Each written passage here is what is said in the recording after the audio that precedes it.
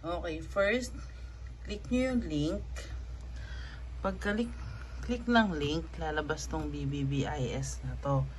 Tapos, gawin nyo, click nyo yung file. Click yung make a copy.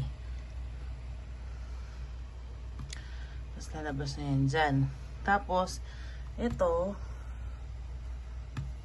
rename nyo ng grade and section nyo. Ayan, grade and section. Tapos, pwede na kayo mag-start. Gawin nyo, click nyo yung picture. Ito. Click yan. Tapos, upload. Upload files.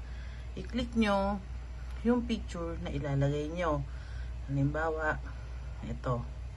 Click, tapos open. Mag-a-upload siya dito. Ito. Pag may ganyan, loading siya. Ibig sabihin, nag-a-upload siya.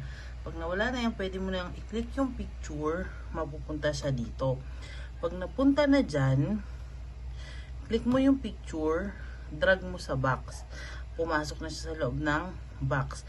Tapos, double click para makrop mo kung gaano kalaki yung kailangan mo.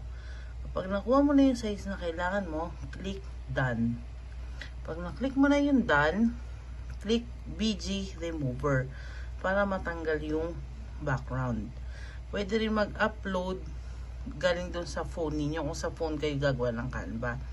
Tapos yan, click nyo na yung details, double click nyo lang yan para mapalitan nyo ng mga pangalan, LRN, cellphone number, at dito yung grade level niya. Para naman sa next na bata, click nyo tong duplicate page para magkaroon siya ng second page. Kung ilan yung kailangan nyo, duplicate nyo lang siya ng duplicate. Para mapalitan yung picture, click nyo lang yan, tapos click nyo tong delete. Delete image. Tapos, upload ka uli ng bagong bata. Now, ayan. Click open, uploading siya uli.